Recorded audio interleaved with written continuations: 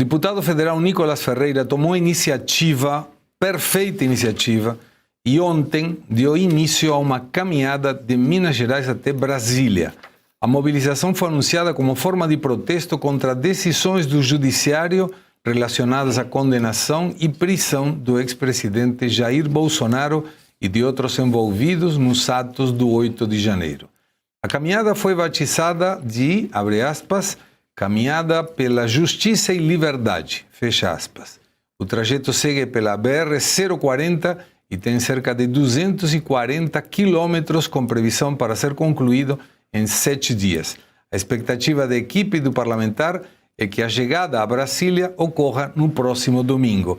E aí observamos como vão se somando muitas pessoas no decorrer dessa caminhada. Já está Gustavo Gayer junto com a delegação, Fernando Holliday também, Pedro Pôncio está, se não já chegou, está próximo a se juntar, o Carlos Bolsonaro também, e o Flávio Bolsonaro ia participar, mas ele já tinha previsto uma viagem para Israel, me parece que no dia de hoje, então avisou que não conseguiria estar presencialmente, mas fez uma videochamada com os participantes. Tem muito apoio da população pela qual essa caminhada está passando e muita gente que atravessa pela BR-040 e que também apoia através de buzinhas e de alimentos, água e demais. É uma iniciativa muito interessante que merece o apoio de toda a população conservadora e de direita para mostrar, sobretudo ao STF, que tem muita gente comprometida com a liberdade do presidente Bolsonaro e dos injustiçados do 8 de janeiro. Coronel Marques, qual é a sua observação sobre essa iniciativa? Parece que dará em alguma coisa? Qual é a tua opinião? É uma iniciativa mais simbólica. Todavia, se nós olharmos os números, hoje são 1.399 pessoas que foram condenadas pelo STF dos eventos do 8 de janeiro, que supostamente é chamado de golpe, só que não houve o golpe, né? Porque primeiro ponto para que haja um golpe é a necessidade de armas. E não foi encontrado nenhuma arma naquela situação. Foi uma baderna, não foi um golpe. E, evidentemente, a partir do momento que é feita essa caminhada pela liberdade, pela justiça, nós vamos lembrar das pessoas que ainda se encontram de trás das grades com penas elevadíssimas. São mais de 180 pessoas que estão hoje presas, regime fechado ou prisão domiciliar. Então, essa simbologia é muito válida para os dias de hoje para dizer o seguinte: pessoas que foram injustiçadas lá no 8 de janeiro, suas memórias não foram esquecidas.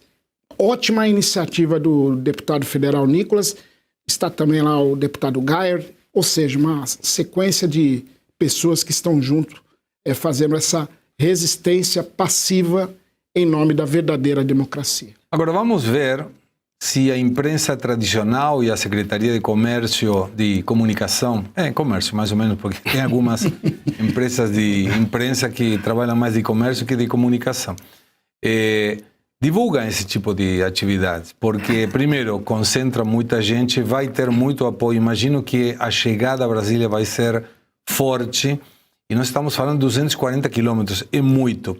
Estamos tentando também com Fernando Holliday, que ele participou de uma caminhada de 1.000 quilômetros. E não foi piada, não. É caminhada mesmo. Neste momento, no percurso, está chovendo. As pessoas que estão na caminhada estão passando por fortes chuvas. Mas isso não está desestimulando os participantes para continuar. Então, está maravilhoso. Nosso apoio aqui, a força, logicamente, não é a mesma desde o ar-condicionado que passando por chuva, e é um esforço físico muito grande, porque é uma distância considerável. 240 quilômetros é muito espaço e muito a percorrer. Professor. Olha, é interessante, como o coronel falou, é simbólico, mas a gente tem que verificar a simbologia. O Nicolas, ele é o mais esperto e o mais inteligente daqueles que não são do clã Bolsonaro e estão na oposição. Ele está se posicionando de uma maneira que ele está verificando em se cacifar e ele terá um grande futuro político, independentemente de gostar ou não gostar dele, concordar ou não com ele, e se cacifar como ser o herdeiro daquele líder arregimentador do Brasil. O que ele está fazendo é uma regimentação. A sua esperteza está em ele ter vinculado a uma proposta nessa caminhada para não tornar essa caminhada uma espécie de corrida do Forrest Gump. Saiu correndo, depois parou e todo mundo que estava atrás, e agora? O que a gente faz? Ele fez uma proposta de dizer, nós estamos fazendo isso em prol de ter um tratamento adequado e acabar com as injustiças com o presidente Bolsonaro e com aqueles do 8 de janeiro. Basicamente, esse é o conteúdo, é a caixa. E ele está dizendo, essa é a nossa imagem, é isso que quer. E ele está mostrando, eu estou fazendo uma regimentação, por isso a sua inteligência estratégica. Agora, para que não se configure como uma corrida do Forrest Gump, ao chegar lá, ele tem que simplesmente dizer, a partir de agora nós vamos entrar com uma proposta, mesmo que os parlamentares não sirvam para nada. Veja, porque, e detalhe, que mostra que ele teve uma iniciativa que é de você tirar o chapéu comparativamente com os demais parlamentares. O que os demais parlamentares estão fazendo? Nada. O que eu agradeço, porque os parlamentares brasileiros trabalhando ou fazendo de conta trabalho, destroem mais o Brasil do que se eles estiverem de férias. Tá? Então, veja, ele vai chegar lá, ele vai ter que apresentar alguma coisa também, então que ele vá pensando já de agora para entrar com uma proposta, algum pedido, que seja pedido, vamos retomar, por exemplo, a PEC da anistia, vamos retomar e que seja dada continuidade e retirar realmente, anular o processo, o que quer que seja, para que ele se configure como o líder regimentador do Brasil, herdeiro do Bolsonaro, é o maior regimentador que o Brasil tem. Não tem outro melhor do que o Bolsonaro ou maior do que o Bolsonaro hoje. E ele está se cacifando para o futuro. Daí a inteligência estratégica dele. Como esperteza, ele vinculou uma proposta para fazer uma iniciativa. E aí ele tem que concretizar isso com algo mais, se não concreto, pelo menos algo palpável para a sociedade e que pressione os parlamentares. E quando eles voltarem a destruírem o Brasil com intensidade, que eles tenham algo para trabalhar. Agora, Luiz Arthur, o fato de tomar essa iniciativa me parece saudável, porque não é uma manifestação com trio elétrico, paulista, venha todo mundo, reclamamos de todo e não resolvemos nada. Chama atenção, pode chamar até a prensa internacional também. E concordo com o professor, precisaria alguma coisa. Chegaram lá, e aí, vão fazer o quê? Alguma coisa tem que ser feita. O que parece que ainda não está muito estruturado é, no domingo, em outras cidades. Eu vi um deputado estadual hoje, daqui, em São Paulo, que propõe 3 horas da tarde em frente da Fiesp. Mas ainda parece que não tem um tamanho tão grande. Você acha que pode replicar em outros lugares, em outras iniciativas? É uma oportunidade, né, Segré? De fato, o deputado Nicolas Ferreira, ele é jovem, ele é criativo, ele talvez seja a grande esperança da direita para daqui 5, 10 anos, até porque pela idade ele não pode ser candidato a presidente da República, nem ao Senado Federal. Então, para ele ter, de fato, uma carreira política maior, ele vai ter que esperar um pouco mais, mas ele já faz bastante barulho. E ele, sem dúvida nenhuma, já conseguiu usar as redes sociais para afetar a vida real. Qual é a novidade agora? Ele está usando a vida real para gerar efeito nas redes sociais. É um processo inverso. Ele foi para as ruas. Ele saiu do Instagram e foi para as ruas para gerar material para as redes sociais, o que é algo muito inteligente. E eu concordo muito com o professor Suano. É importante que tenha um desfecho, porque senão vai acabar ficando a caminhada pela caminhada. Durante a caminhada está gerando já muita repercussão, o que é bastante positivo. Mas é interessante que chegando ao destino final, algo seja proposto de concreto. Se vai avançar no Congresso ou em alguma outra esfera, a gente não sabe, mas é importantíssimo que tenhamos um desfecho. E aí, Segré, sobre a possibilidade disso ser replicado no país inteiro, em outras cidades, aí entra a questão que a gente até debateu um pouco ontem aqui no programa, da direita não ser tão unida, né? Porque o Nicolas toma uma iniciativa muito inteligente que de repente poderia ter sido replicada e outras caminhadas poderiam ter sido feitas partindo de outros pontos e todas convergindo para Brasília.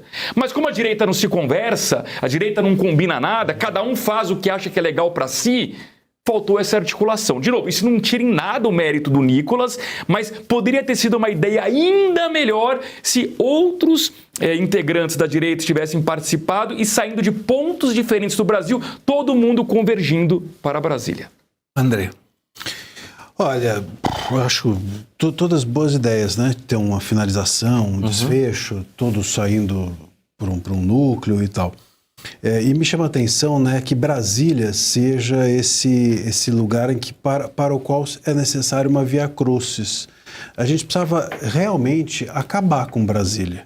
A minha opinião é que Brasília devia deixar de existir, claro, não a cidade, né, as pessoas, mas assim, enquanto um centro de poder. Nós precisávamos pulverizar o poder ou centralizar onde as pessoas estão e não onde o poder está. Levar o poder para onde o poder está é isolar o poder. A gente tem que trazer o poder para onde ele pode ser fiscalizado. Eu acho que Brasília, o centro do poder, nunca deveria ter saído do Rio de Janeiro ou de São Paulo, enfim, esteve no Rio de Janeiro, mas eu acho que deveria vir a São Paulo, no Rio, onde quer que seja, enfim, num lugar mais perto. Essa história, aliás, você falou da Argentina, uma das coisas que faz com que a Argentina, o povo argentino, seja muito mais, conhecidamente, muito mais ativo politicamente, no sentido de manifestações que o brasileiro, é isso. Você consegue facilmente ir para o centro, o polo do poder em Buenos Aires. Sim. Ali, é só você avança 3, 4 praças, está todo mundo ali. Já está aí. Sim. Aqui você tem que caminhar 200 quilômetros, 500 quilômetros, é um horror.